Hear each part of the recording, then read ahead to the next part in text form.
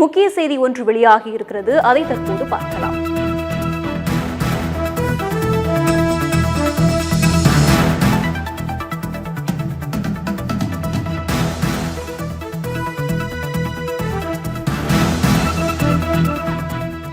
நடுக்கடலில் தருவைக்குளம் விசைப்படகு மீது நாட்டு வெடிகுண்டு வீசப்பட்ட சம்பவம் பரபரப்பை ஏற்படுத்தியுள்ளது.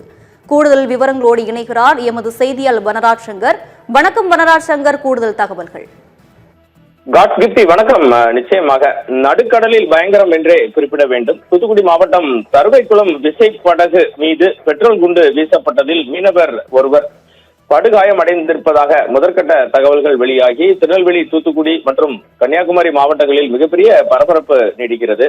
கன்னியாகுமரியில் இருந்து மீன் பிடித்துவிட்டு கரை திரும்பிக் கொண்டிருந்த தூத்துக்குடி மாவட்டம் தருவைக்குளம் விசைப்படகு மீது நடுக்கடலில் பெட்ரோல் குண்டு மற்றும் நாட்டு வெடிகுண்டுகள் வீசப்பட்ட சம்பவம் தென் தமிழக கடலோர பகுதிகளில் தற்போது பெரும் பரபரப்பை ஏற்படுத்தியுள்ளது. ஜுப்டி, இது குறித்த விவரங்களை சேகரித்த போது தூத்துக்குடி மாவட்டம் தருவைக்குளம் அருகே உள்ள சவேரியார் புரத்தை சேர்ந்த தாமஸ் சுரேந்திரன் என்பவருக்கு சொந்தமான விசைப்படகில் கன்னியாகுமரி கடல் பகுதியில் மீன் பிடித்துவிட்டு இன்று மாலை சுமார் 5 மணி அளவில் தூத்துக்குடி மாவட்டம் தருவைக்குளம் துறைமுகம் நோக்கி அந்த கப்பலானது திரும்பிக் கொண்டிருந்தது.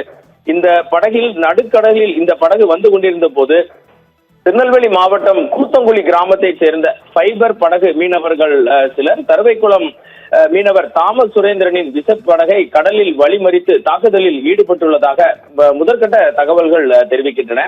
அவர்கள் தாங்கள் வைத்திருந்த பெட்ரோல் குண்டுகள் மற்றும் நாட்டு வெடிகுண்டுகளை விசைப்படகின் மீது சரமாரியாக வீசியதாக கூறப்படுகிறது.